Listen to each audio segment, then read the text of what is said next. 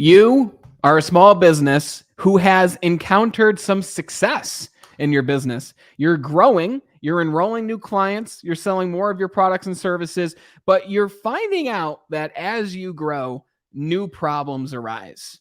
You don't have any employees. Maybe you're a solopreneur. You can't handle the influx of new clients that you're working with, and you have no personal time left to actually enjoy your life. And sure, you're making a lot more money, but you're not able to have any time to enjoy the profits that you're earning.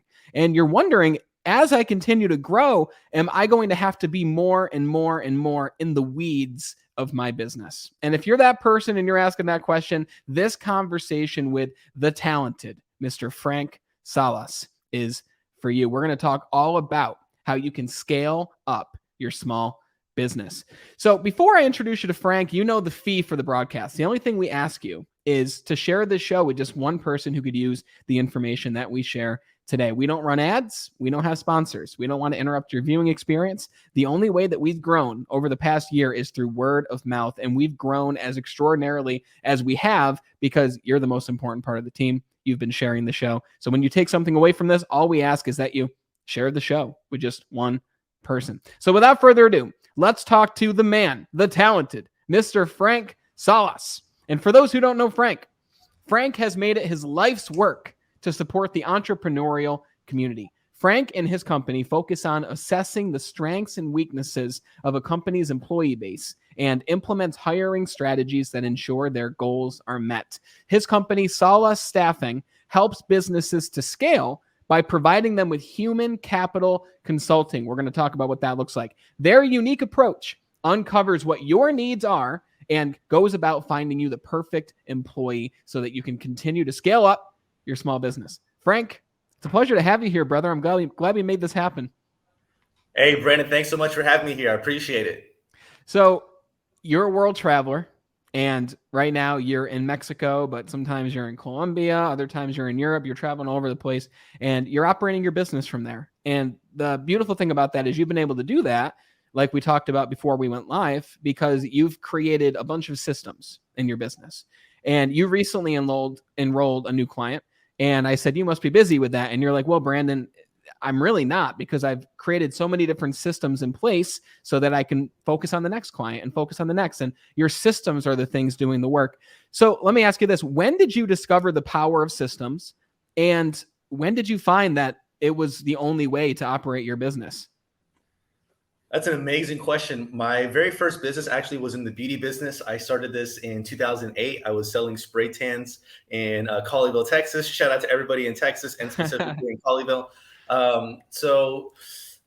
I realized I had an operational capacity. There was a bottleneck. I sold spray tans, and unless I was the one doing the spray tans, I couldn't service multiple clients. And so within my first month, I say about 2.5 weeks in, I hired a technician, and I trained her from start to finish, which taught me a lot about systemizing my process, because I had to really think about, okay, how do I apply these spray tans in a way where these very sophisticated, very discerning clientele wouldn't complain and actually have a good service, and more importantly, come back. And so I had to really think about that. And so I wrote it down, and I wrote down the steps. And I remember writing down the steps as if I was talking to an alien. That was like my frame of work. An alien has never come to space. They don't know what a spray tan is. They don't know what human skin is. And I need to guide them step by step. And I would always compare it to creating a bowl of cereal. Okay, so if you're like, hey, go to the kitchen and give me a bowl of cereal, an alien's gonna be like, what's a kitchen? What's a bowl? And so I'd be like, step 1, walk 30 meters northwest. On your right-hand side, flip on the light switch, walk 10 meters, go to the fridge. There is a long handle. This is what the handle looks like. Pull on this motion, and like going down that process. And that allowed me to focus on deal making, improving my product. So at that point, we controlled our product. It was awesome, and we were making it better. I was able to improve my techniques because I was no longer focused on the operation of my business, the delivery of my business. I was focused on the strategy. I was focused on the visionary type of stuff. And most importantly, I was focused on making my business so higher quality that Nobody could compete with us. Back then in 2008, spray tanning was new, but everybody used the same formulas. There was like top like 3 or 4 that everybody was using, and I had my own custom one. And so I was like, ooh, I have more time to be at the lab. I have more time to like try out new ingredients. I have more time to try out new products, reverse engineer those, take the products that I like, and then see if I could implement them into my solution, my spray tan solution, the liquid. And that was awesome because as the business grew, I would see other competitors pop up, but they're using the same stuff. And I was like, man, I'm so far ahead of your guys that my solution is your solution's next evolution. I'm so far ahead of you guys, and I'm uncompetitive. So I was able to charge a premium. I was doing $60 a spray tan when everybody else was doing like 15, 20, 25. And I would everybody who was not discerning or exclusive clientele, they were like, your prices are great. But everybody who wasn't like that, they're like, price too high. So, hey, here's my competitors. Go work with them. And they would always come back because of the difference. It was just so noticeable. Wow. I never knew that about you, number one. That's super cool. And it's fascinating how you went from the spray tan business to now working with other businesses to help them do what you were able to do in that business in order to get better results. I mean, you said it, a lot of people right now are in the weeds of their business. They're getting results, but they can't fully focus on the most important activities, which is like what you said, helping your clients, enrolling new clients, focusing on the product itself, making it even better. And the reason you were so ahead is because you were focused on making the product better, innovating, creating your own formulas, while the other businesses were focused on all the other things because they weren't putting these operating procedures into place. But a lot of people, they don't know these things. I mean, a lot of people think that they have to continuously be doing all of the mundane tasks of the business. What inspired you to actually start writing down these different procedures? And sure, I mean, you started writing down the procedures, making it as simple as if you were telling an alien how to do it. But like, what was the vision in your mind when you began doing that, and where did that lead you? So this is where I got to give a shout out to Mrs. Anna Phillips. Anna Phillips is the founder and owner of the Lash Lounge. If you're in North America, there are eyelash extension specialists, and I just happened to be your neighbor. I was a 20-year-old punk kid starting out in business, and my neighbor was Mrs. Anna Phillips. And like, if you're in the beauty industry, like, you know who she is. She's a big deal. She owns the freaking Lash Lounge, and she was like 72 months pregnant when I met her, and like, I just had the courage to walk up to her and say, hey, I'm new in business. I'm young. Can I shadow you for like a day? Can I just, be a fly on the wall on what you're doing? And she happened to be franchising her business at that exact time. She was literally walking in to start the documentation process of her business. She had 3 successful locations already. And she was like, I'm expanding this through franchising, and I need to put my business in a box. And she had this like binder, and she was just writing down everything. How to open, how to close, how to clean, how to check out a customer, how to apply the eyelash extensions, all this stuff. And I'm just like, holy moly. And so like, to me, being so young, I just realized, oh, well, that's how all successful businesses are. Cool, perfect. But looking back now, like that was a once in a lifetime opportunity that, like, that was awesome. And then I remember after I shadowed her, I asked her, a bunch of questions on why she did stuff. One of the things that really stuck out to me was because going to your point, why do entrepreneurs, especially small business owners, think they need to do this? It's because they act in their ego. They're like, I need to be the person to do the spray tans. I've done it in almost every one of my businesses. In my spray tan business, I did it for like 2 weeks. And I'm like, okay, I don't need to be doing this. Then I did it in my real estate business. Where I was doing CMAs, comparative market analysis, or comps. If you're a realtor going to sell a house, if I'm going to sell your house, Brandon, I go over to your house and I'm like, hey, these are the 3, apples to apples comparison, and we think your house could sell for this.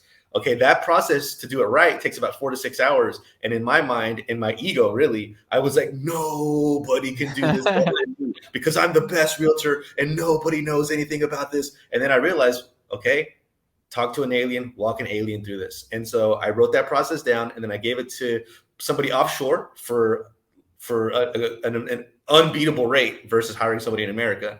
And they were doing those for me. So I was able to go out and meet more homeowners and do more listing presentations to scale my real estate business because I took my ego out of the process. And so going back to what Mrs. Anna Phillips from the Lash Lounge, the founder of the Lash Lounge, said, I asked her from my ego, I was like, oh, this will allow you to be the CEO of all these awesome, locations and franchises, and you get a big CEO salary. And she looked at me and she says, Frank, I don't want to run this company. Frank, I want to have so much money that I can hire a professional CEO.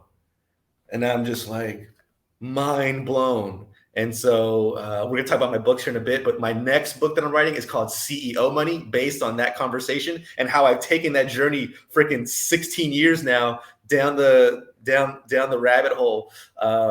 And so it just blew my mind. And I'm very happy to say about 5 years ago, it's 2022 now, about 5 years ago, she did. It took her about 8-9 years to get a professional CEO, but she finally got one. And I was just so proud of her because I was there when she started that process. And I know it was just a lot of hard work on her end. So again, big shout out to Mrs. Anna Phillips from the Lash Lounge. She doesn't post any content. She probably doesn't even know that I'm talking about it right now, but she's made such an impact on my life that I hopefully that has shared, at least expanded your vision. Damn, talk about being in the right place at the right time. And not just that, though, because I mean, you could have just been her neighbor and that's it. You could have just been her neighbor, but you're a charismatic guy and you decided to have the conversation with her to talk about what she's doing, what her goals are. And you learned something from that conversation and from that connection. And yeah, shout out to Anna Phillips. She sounds like an amazing human being. Let me tell you, man, my business transformed at the very beginning of 2021 when, one, I started working with Di. But even before I started working with Di, who is, our common coach here, I hired my first offshore employee. And his name is Errol, and he does all of our video editing. He does all of our posting, all the post-production stuff, thumbnails, all that stuff. Because I know that my unique strength is not editing. My unique strength is not thumbnails. I never enjoyed those things. I could do those things. And I think that was important. So I could train him and teach him on how to do it, like what you mentioned with the documentation. But it allowed us to go from one video, one piece of content per week, to over 7 pieces of content each week now, which allows me to focus on the important things, the enrollment, the sales. Like when you're working with small businesses who come to you and they work with Salas staffing and they're like, okay, I am ready to ramp this thing up. I'm ready to scale. How do you recommend that business owners all focus on the same thing and delegate all the other things? Or do you help them to focus on their own unique areas or their own unique strengths? Like, let's say that I was working with you, okay, in Salas staffing. How would you determine what I should release and delegate and give away to an offshore person or employee? Great question. First off, shout out Di Manuel. Di Manuel is one of our and Di Manuel has helped me out so much in my business. And if you got a chance, go check him out. He's going to do a lot of good. Yeah, he's a total stud. He's going to work with you, and just, man, that guy's awesome. And to answer your question, this is ego talking, man. How do I maximize my unique strength? Me. Look at me. I'm the guy. I'm the girl. Ego. And so I always tell business owners, and no matter what business, every business that has ever existed is 3 and only 3 things: marketing, operations, and finance. Finance, operations, marketing. Operations, marketing, finance. Anything your business does falls in those 3 categories. And your duty is to hire people to run those 3 departments on your behalf, so you don't have to be a business operator. That's if your goal is to be a business owner, where you're just owning an asset. If you want to be a business operator and you want to be in your ego and I run Brandon's Tacos and nobody can cook the tacos like me, then okay, this conversation's not for you. Go watch some Netflix. We're not talking about that. But if you want to be a business owner, where I own Brandon's Tacos Franchise LLC, and I've got Brandon's Tacos all over the world, this is the conversation you want to have. So, to get there, you do have to look at your strengths. And so what I ask people is, okay, our goal is to get you out of this business as soon as possible. Now, that's not going to happen overnight. What are you good at, and what do you like to do? That's where I start. Then from there, I will start to make some recommendations, but ultimately it comes down to one of 2 things. And this depends per business. most people's first hire either needs to be somebody to assist them with their deliverables, whatever it is that they do. Like my first hire at Salas at Salas Sunless, which is my spray tan business, was somebody to help me with my deliverables, my spray tanning, the actual application of the spray tan. Some people, their first hire should be an executive assistant because they're a solopreneur and they're running their entire business. And if they just had an executive assistant, what does that do? That frees them up from all of the admin tasks, the scheduling, the follow-ups, the invoicing, all the paperwork of the business that need to be done, but don't need to be done by Mr. or Mrs. Ego saying, I am the perfect person to send the invoices. Do you think Amazon gets their invoices sent by Jeff Bezos? Do you think that Mr. Henry Ford welded the metal at the Ford Motor Factory back in the 1930s, 40s, 20s? Do you think he did that? Do you think Elon Musk, and this is a really bad example because he works a lot in his business, but do you think Elon Musk hand delivers Teslas whenever they get ordered? No, they hire the right people into their businesses to do that on their behalf.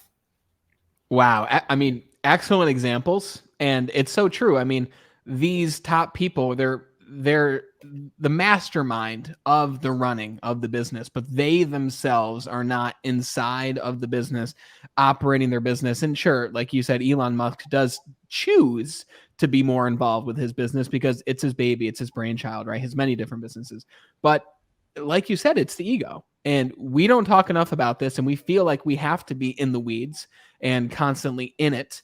And even myself, like, I love how you just broke it into the three different principles, the three different areas of marketing, operations, finance. Okay, cool. So those listening, which ones of those do you like to do most? Are you a numbers person? You want to work with the finance, the bookkeeping, or are you operations? Are you the marketing? Like when I think of myself personally, I definitely do not want to deal in the finance, do not want to deal in the operations. I love the marketing aspect of things. I love the marketing and I love serving my clients that are enrolled. So I would focus on that one thing and work on outsourcing and delegating all the other things, creating procedures for those. But a lot of people are asking, okay, cool. So sure, I should bring on an executive assistant. I should bring on the deliverable person who handles that. Where do you find good people?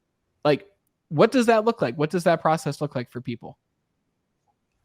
Yeah, that's a great question. So every business is totally different. And because of this awesome thing called the internet, I'm on Isla Mujeres, Mexico right now. You're another part of the world. So it's just like we have access to a global workforce or a distributed workforce these days. And all of the Fortune 5,000 companies, 100% of the Fortune 5,000 companies like Uber, Apple, Microsoft, AT&T, every single one of them, they hire globally. Why do they do that? Because it's profitable, because it's successful. It's what successful companies do.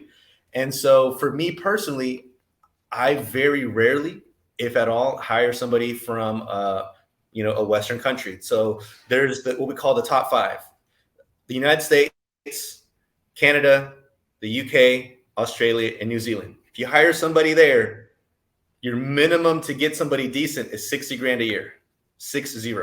Yeah. Now that person is also going to have payroll taxes, another 15%, unemployment insurance. You as a employer are going to have to pay not just the 60 grand, you're probably going to pay like 72 to 75, 78, sometimes 80. Maybe you're in California where there's extra benefits for them or whatever that's like. Well, overseas, to get somebody decent, you may drop anywhere, and this varies on the country in the currency, but you may drop anywhere from 8,000 to 12, 14,000 to get somebody decent at the entry level per year. And there's a lot of opportunities to either have very low or no tax. A lot of our clients, they work with Salas Staffing because we are legally established in these countries. So if you're hiring somebody like your person right now that you're hiring, you're probably engaging them legally. Illegally, I don't know, but you may not have a business entity in his country where if you're engaging him in set hours with set responsibilities that are done over and over again, that's not a contractor. That's actually, by legal definition, an employee. If Uncle Sam or your government finds out about that, they're like, hey, you probably should be paying this guy benefits or like unemployment. What about his overtime? Like that. Even if they're global, even if they're outside of the United States. Especially if they're outside the United States, because you're not doing business across countries, you're doing business in a place where you're not a legal entity.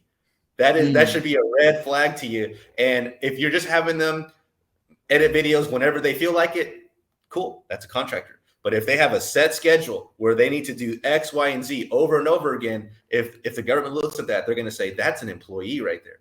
And so what I built over at Salas Staffing for my businesses, and that I now offer to the world, is infrastructure. So we're legally incorporated in about 75 different countries. And so we have legal entities there, and we have what's called a professional employer on record framework, where, Brandon, if you want to hire somebody, let's say you want to hire the operations manager of Coca-Cola Poland. I got you. Let's hire that person at an extremely affordable rate compared to an operations manager in Canada, Australia, New Zealand, UK, and America. You're gonna save at least 90%, maybe more, on that particular person, and still be legally compliant, because you're not the employer. Salas Staffing, the company, is what's called the professional employer of record. This is what all of the Fortune 5,000 companies do.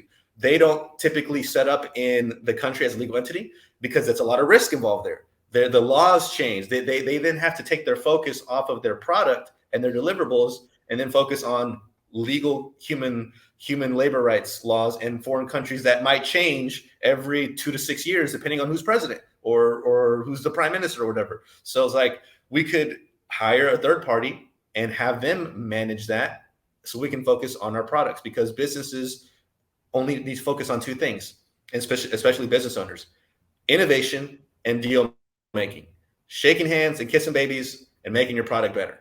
That's the only thing that visionary entrepreneurs should be doing. Earlier, you said a word that I wanted to make a distinction on. You said, we should be masterminding. You could hire a mastermind, Brandon.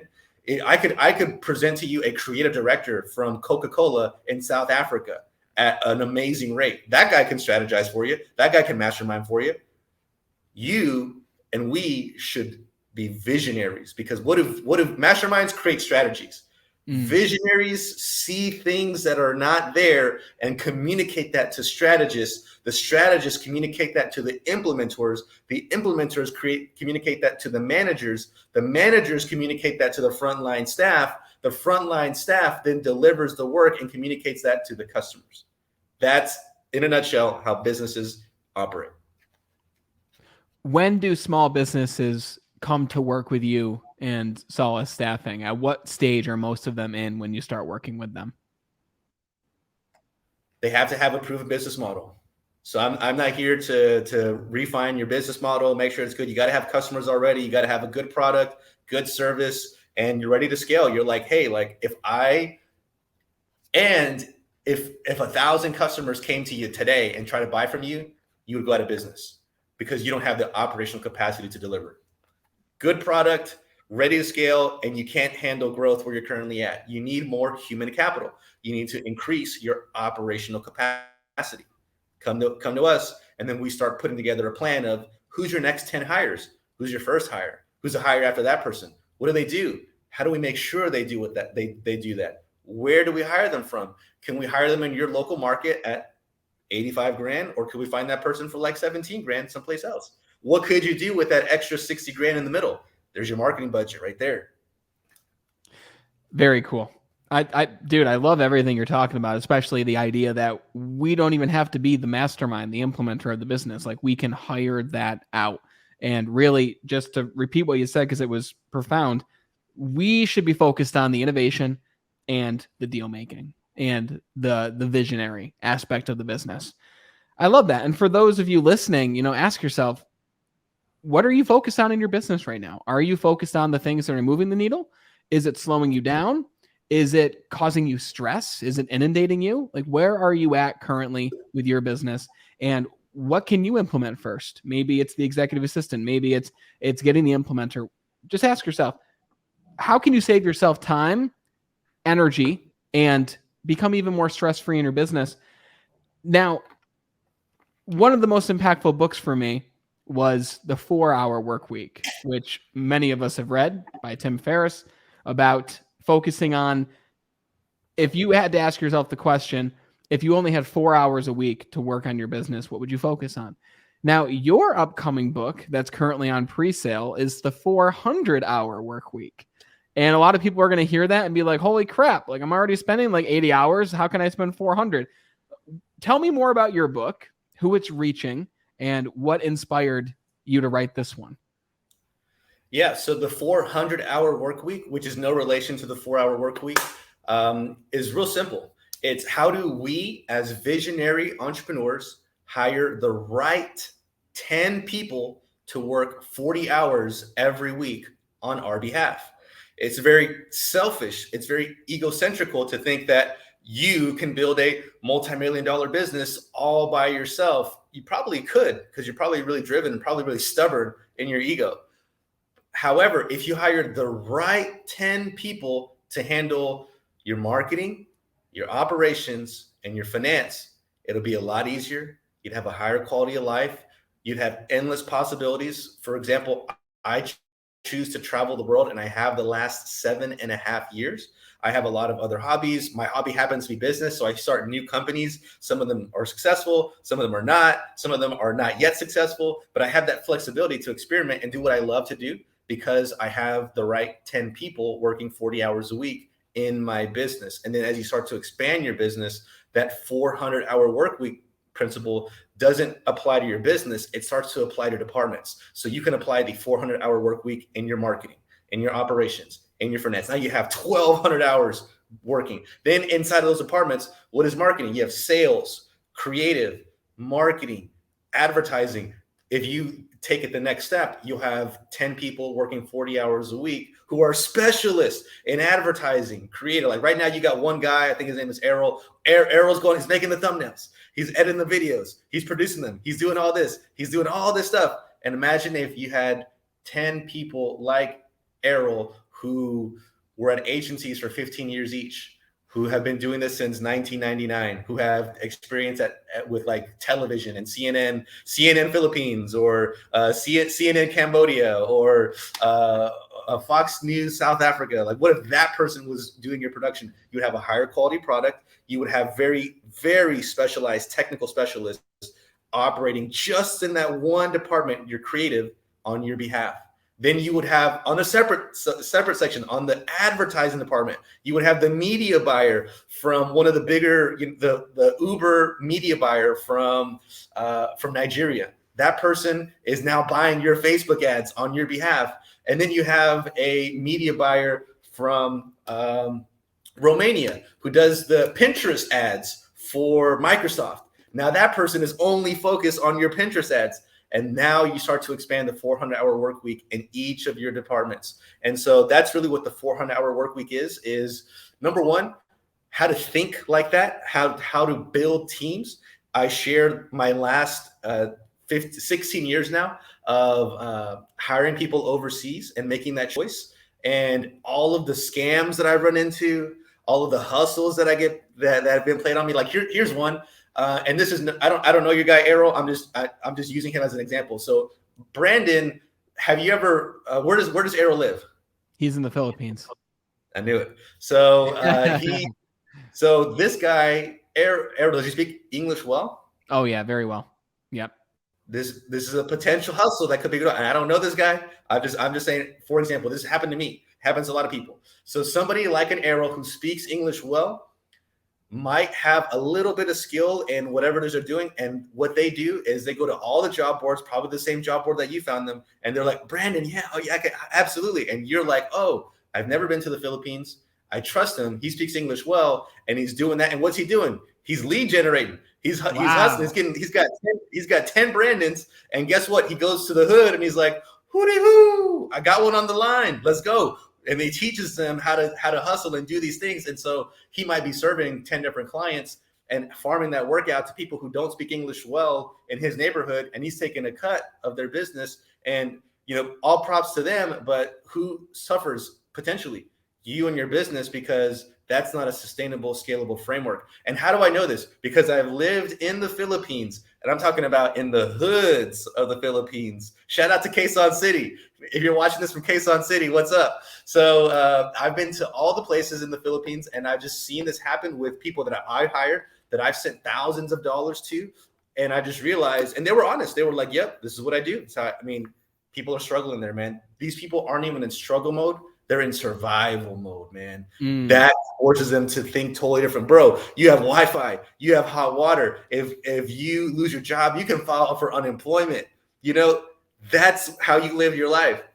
Them people over there, some of them have to go days without eating sometimes if things get to that. They don't have clean water to drink.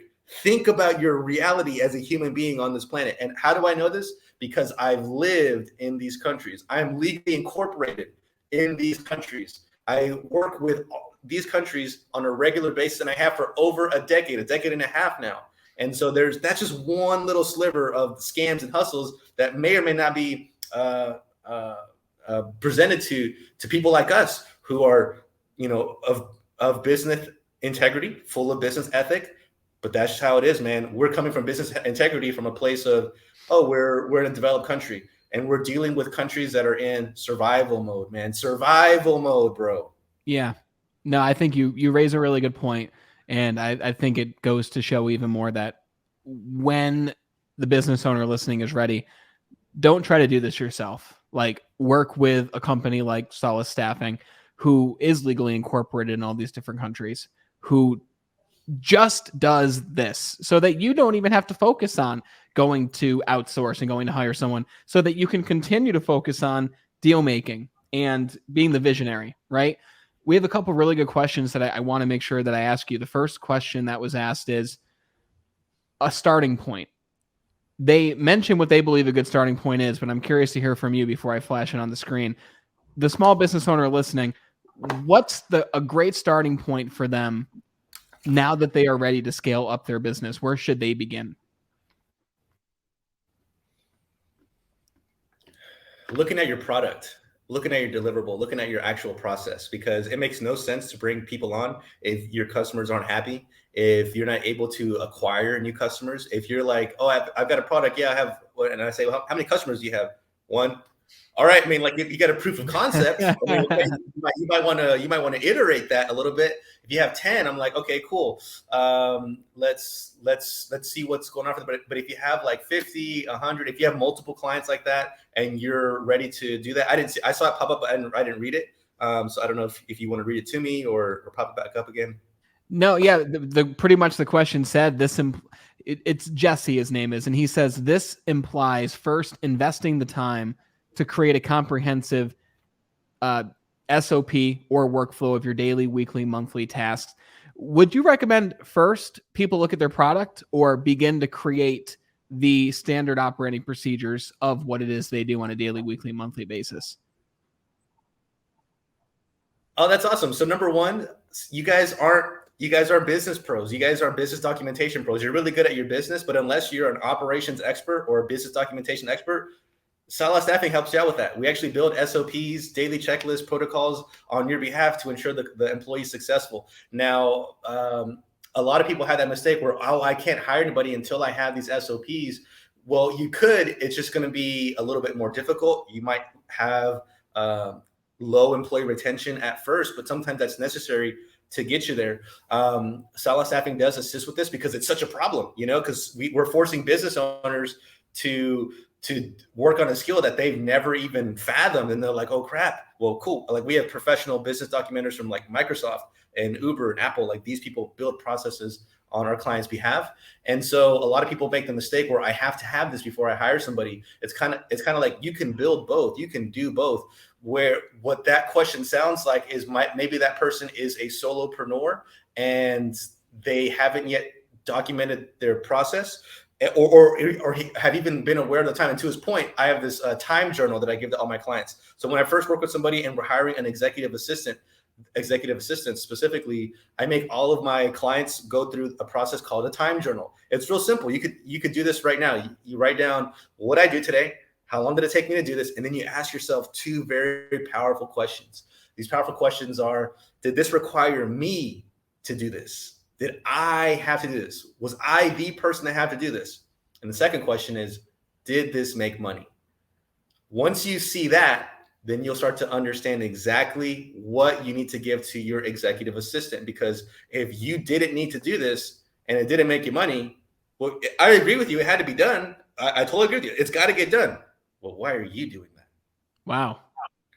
No, you're making me think a lot about my business too, brother. Like, I appreciate this conversation. I hope everyone listening is too. The other question I want to get to is, if you were talking to an entrepreneur and they looked at you and they said the words, I can't stop working in my business to afford the time, money, and assistance in order to work on my business. The person who says, sure, I can't afford right now to outsource to pay the $12,000 to $14,000 a year. What should I focus on if I can't yet focus on delegating those tasks out to somebody else right now, even if they are overseas? What would you say to that entrepreneur? So this is where, as a disclaimer, Salas Staffing doesn't work with these kinds of people because they haven't figured out their product. The answer to the question is their product, their offer to the marketplace. However, outside of Salas Staffing, me, Frank Salas, the talented Mr. Salas, as a business consultant, I do help people with this particular part. So to me, it sounds like they're not charging enough for their product or their offer, and it's maybe not converting, and they probably have a lack of client acquisition system or process, at least. And for somebody like that, I would say, hey, I've been there. I totally understand where you're coming from, and it feels like, you need to get all this. But I would say, like, I would honestly ask them, do you like what you're charging? Most of them are going to say no. But why don't you like it's too low? Okay, well, how could you charge more? Oh, I don't know. Okay, if you did know, if this was $1 million purchase that Apple would buy, well, what would be in the deliverables?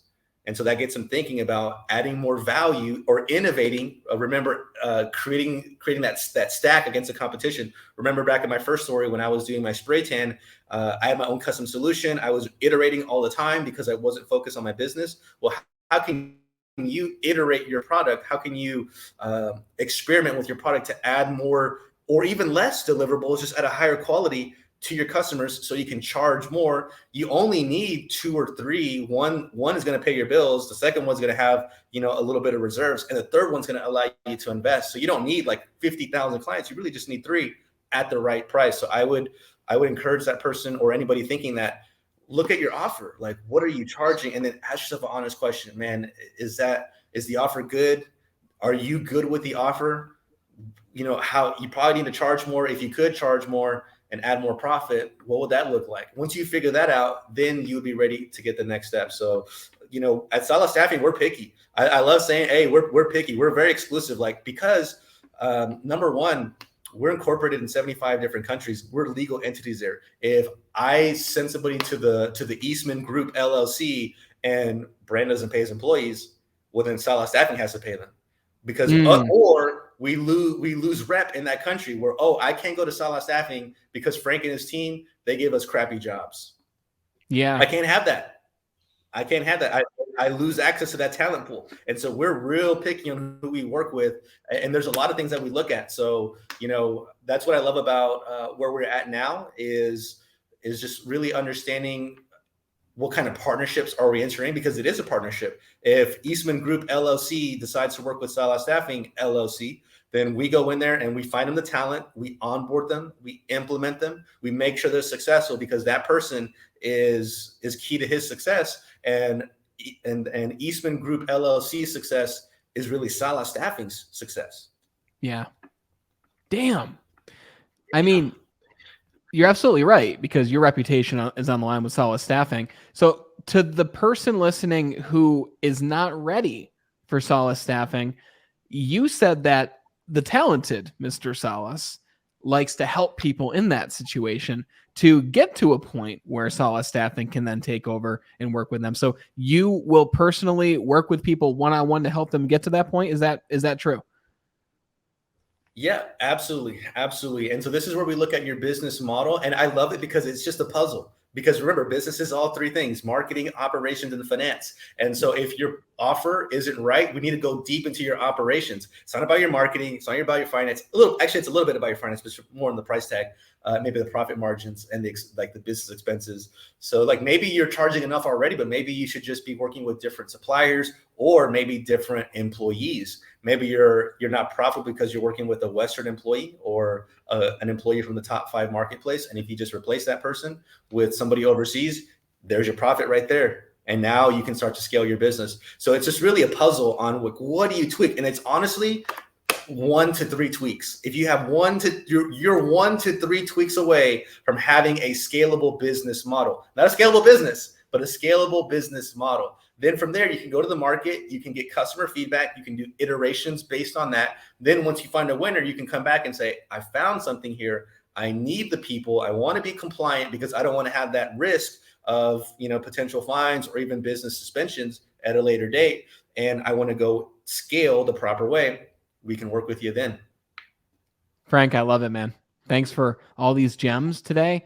I have one final question for you personally, which is, at this chapter in your life, what is your mission? What are you looking to accomplish during this coming chapter of your life? So I spent the last 4 years building Salas staffing and just iterating. I've gone through all the steps, and right now where I'm at right now, I'm in the in-between chapter where I'm exiting Salas staffing as a business operator. I am in a business owner. And I'm exiting to look for that professional CEO. I want to have that CEO money like Miss Anna Phillips to be able to hire that CEO to run Salas Staffing, because Salas Staffing provides the infrastructure, not just for me, but the entire world to create whatever they want, whatever kind of business they want. So I've got a few businesses, like I got a video game company that I would love to spend more time in. I've got other business ideas, getting into franchising, and moving on to that. So I'm in transition, but before I can fully transition into those opportunities, every one of those opportunities requires people, human capital. No matter what business you get into, you need people, you need great people, you need great systems. And Salas Staffing exists to build an infrastructure to selfishly support me and, of course, to support this whole world. So I'm not like on a philanthropic mission to help entrepreneurs. I'm building Salas Staffing so Frank Salas, as an entrepreneur, can play the game at Elon Musk, Bill Gates, Jeff Bezos levels. That's why I built all this infrastructure, so we can, because they all need high quality talent, and that's all it is. Like they're human, I'm human. We all have ideas, but what do they have that we don't? Execution. And we get more execution power by hiring qualified people overseas. Like right now, we're looking at a VP of operations from an automobile factory in Latin America to run one section of our business. Like that person is like 600 grand in America minimum, plus bonus, stock options, all this. Man, that person is a very low 6 figures in that market. I mean, there's a good $500,000 of meat on the bone left that I could invest into my organization. I could hire one VP or executive in America, or I could hire 4 to 6 in overseas. Do the math. Would you rather have 40 hours a week or 400 hours a week for the same price? I know what I'm picking. Oh, man, I freaking love it. Guys, the 400-hour work week is coming soon. We're going to have links in the description for you to check out Frank's website, Salas Staffing's website. And Frank, for those who want to contact you and go deeper with you and follow you on social, and maybe even for that high-level CEO who's listening, who's like, dude, I want to be the CEO of Salas Staffing, where can people get a hold of you on social media? Talented Mr. Salas on Instagram. That's where I'm most active. I post stories. Like if you go there right now, you're going to see me on a beach doing yoga, having coconuts, eating tacos, just having a good, awesome time. I do share some motivational and tactical stuff like I did here. I use a lot of, reels to just share little nuggets here and there to get you thinking the proper ways. That's the best way to find me, is on Instagram at Talented Mr. Salas. And of course, Salas Staffing, salasstaffing.com if you want to engage Salas Staffing. And then, talentedmrsalas.com. That's where you can find out more about me and, get in touch with me. But I'm the most active on Instagram, and I'm fairly active on Twitter at Talented Mr. Salas as well. Awesome. Guys, links are in the description, so you don't have to remember all that.